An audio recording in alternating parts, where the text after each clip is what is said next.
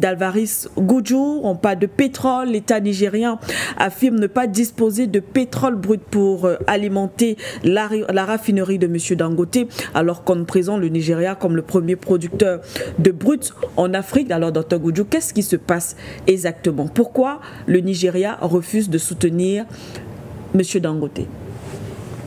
Oui, ici, Kendoumbe, à la jeunesse, le Nigeria est un grand pays exportateur de pétrole sur le continent africain. Oui. Et vous savez, au Nigeria, comme le Cameroun et certains pays sur le continent africain, importent du pétrole raffiné pour la consommation locale. Oui. Et face à cette situation, il y a eu aggravation. Parce que depuis, vous savez, le Nigeria a subventionné le prix du carburant. Mais quand le nouveau président est arrivé... Monsieur Tinubu. Oui, Monsieur Tinubu. Oui. Il a enlevé, vous savez, c'est un gars des Américains. La première chose qu'il a fait, c'était d'enlever les subventions pour le prix du carburant. Ce qui fait que le carburant est devenu extrêmement cher au Nigeria, extrêmement rare. Ce qui fait qu'une bonne partie de la population ne peut plus se mouvoir, les opérations économiques sont arrêtées. C'est quand vous avez remarqué que le Nigeria a des difficultés sérieuses sur le plan économique. Je n'ai pas besoin de vous rappeler que le Naira est pratiquement en chute libre. Vous savez, oui. Le Naira a dépassé le franc CFA. En réalité, il fallait parfois jusqu'à 3,1 francs CFA pour un Naira. Mais actuellement, le Naira est en dessous du franc CFA. C'est pratiquement une chute totale. Dans un contexte comme celui-ci, pour un pays producteur du pétrole, Aliko Dangote, grand industriel africain, s'est dit, c'est pas concevable que dans notre pays, nous produisons et nous importons encore. Et même pour importer, c'est tous les problèmes de la terre. C'est pourquoi il a mis en place, il a lancé son projet de créer la Dangote Petroleum Refinery pour raffiner le pétrole nigérien. Cela coûte extrêmement cher. Très peu de projets portés par les privés africains ont eu ce montant. 19 milliards de dollars. Parfois, peut-être même jusqu'à 20 milliards de dollars. Et il a pu rassembler les fonds, il a lancé le projet. Mais des gens comme ceux qu'il appelle la mafia du pétrole, et ça devait nous permettre de comprendre la situation, même au Cameroun et dans beaucoup de pays, ceux qu'il appelle la mafia du pétrole ont commencé à vouloir faire capoter le projet, même quand c'est dans l'œuf. Vous savez, quand il travaillait sur le projet, il y a eu la Covid. On a voulu qu'il déclare la faillite parce que les banques vous prêtent de l'argent pour le projet qui est bien ficelé. Mais après, ils se rendent compte qu'il y a des facteurs qui pourront vous inciter à déclarer faillite. Quand vous déclarez faillite, le projet ne peut plus avancer. Mais quand vous êtes content de leur rembourser l'argent, Dangote a pu persévérer, il a pu rembourser une bonne partie de l'argent, je crois presque un peu plus de 3 milliards de dollars. Et le projet a quand même vu le jour, malgré l'opposition de beaucoup de forces. Parce que n'oublions pas que Dangote fait le projet quand le président en place, c'est le président Buhari, qui est quand même assez proche de lui. Donc Dangote, il est quand même du Nord, Buhari aussi. Et ensuite, Tinubu vient. C'est pourquoi, rappelez-vous que presque à l'élection présidentielle, ou alors à la fin du mandat de Buhari se bat pour aller inaugurer cette raffinerie. Parce que c'est lui qui avait travaillé dessus avec Dangote. Apparemment, le gouverneur de Lagos, qui est actuellement chef d'État, n'était pas très content de cela. Mais on met de côté, c'est pas important. La raffinerie commence à fonctionner.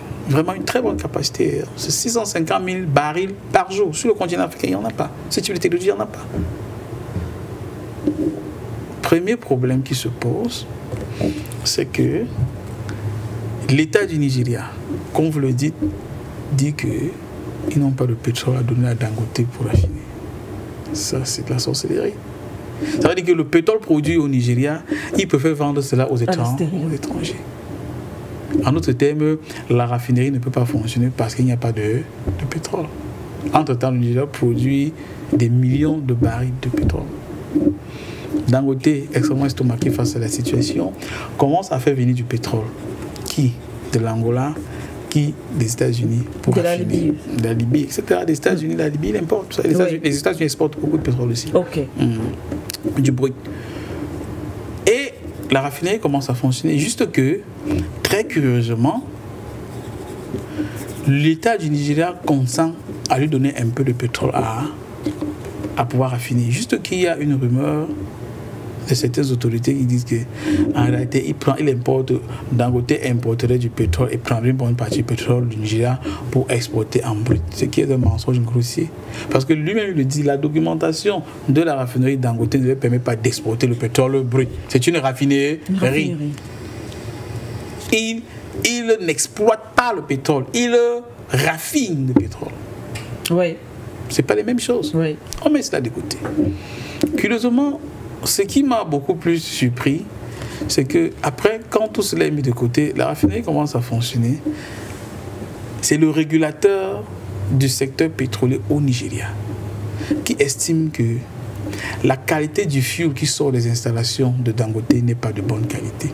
Oui.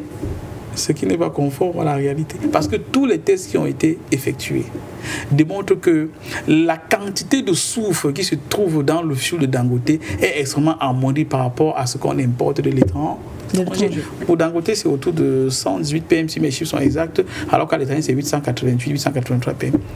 Donc la qualité des produits de Dangote est meilleure par rapport à ce que certains milliardaires nigérians importent de l'étranger. On met de côté.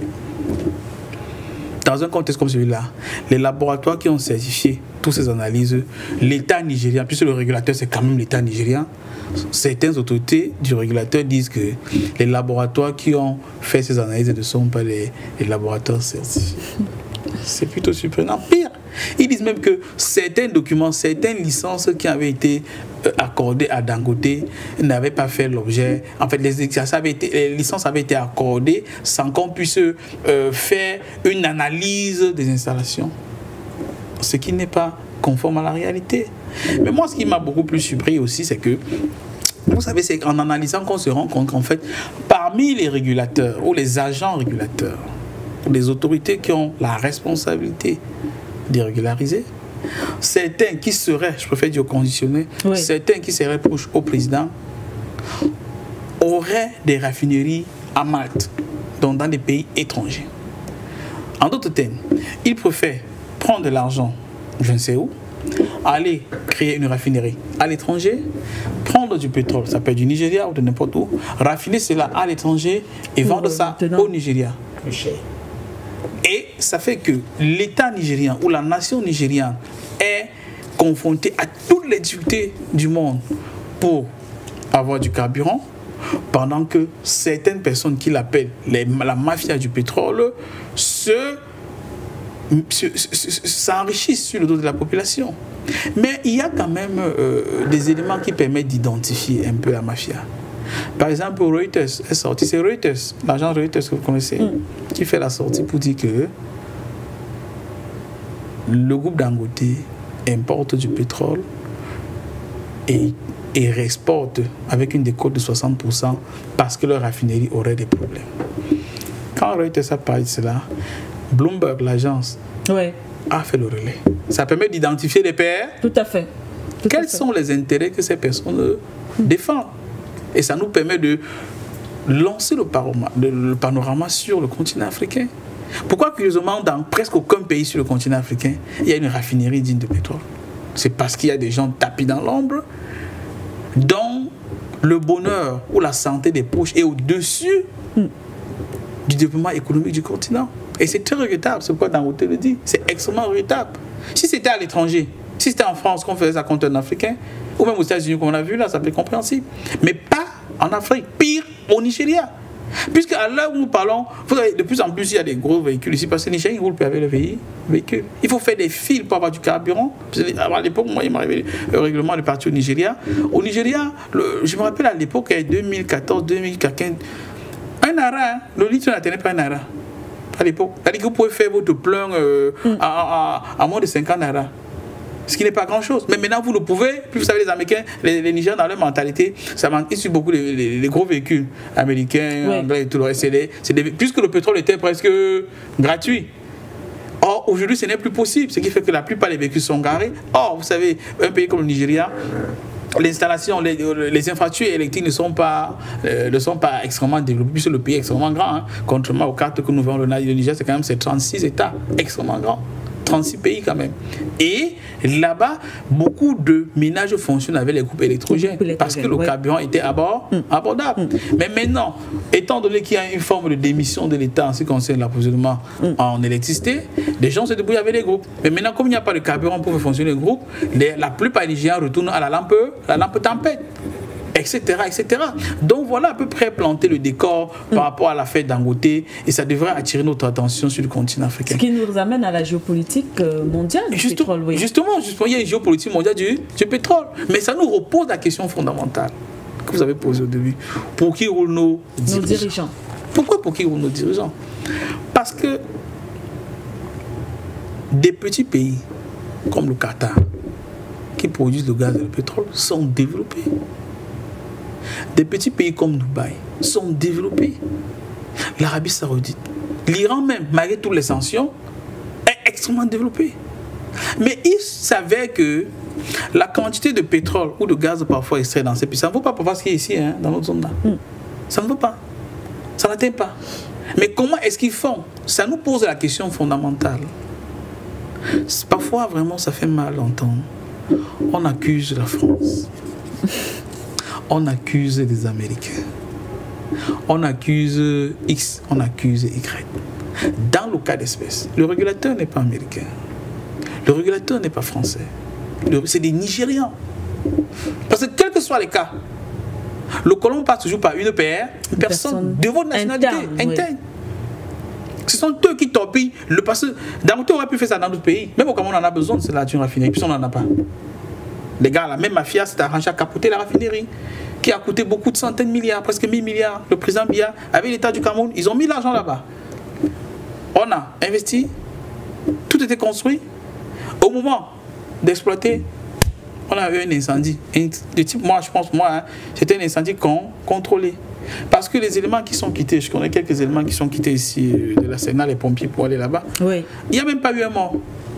Que tout, on a pris exposition, vraiment, c'était l'infrastructure qui était guettée. On regarde l'heure, le temps, le timing et tout le reste. On s'arrange à tout de comme tout était préparé. Donc moi, je pense, pour ma part, que ça devait nous questionner, mais beaucoup plus nos leaders encore. Pourquoi? Parce que ça me permet de revenir sur une actualité au Cameroun. Oui. Que vous avez entendu parler, tout dans le secteur pétrolier. L'affaire Glencore. Oui, tout à fait.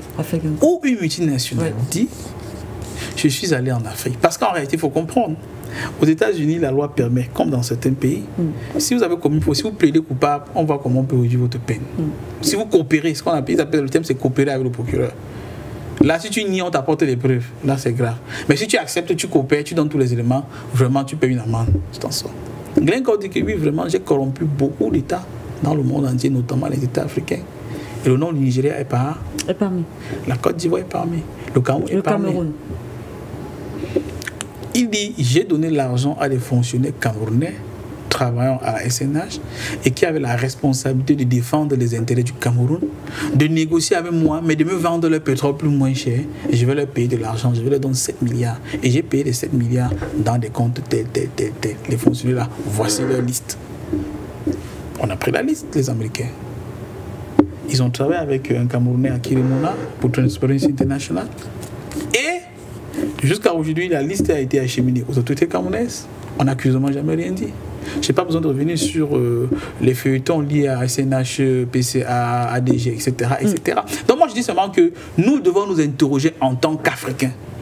Nous défendons les intérêts de notre continent ou nous préférons nous marier ou nous allier aux forces exogènes pour pouvoir détruire notre continent. Le cas Dangote, c'est un cas d'école qui montre que dans certains cas, nous accusons le colon, nous accusons la France, nous accusons les Américains. Que nous-mêmes, en tant qu'Africains, comment agissons-nous quand nos frères prennent les décisions pour développer le continent? Parce que regardez beaucoup de projets sur le continent. La plupart de ceux qui torpillent les projets sur le continent, généralement, c'est les Africains.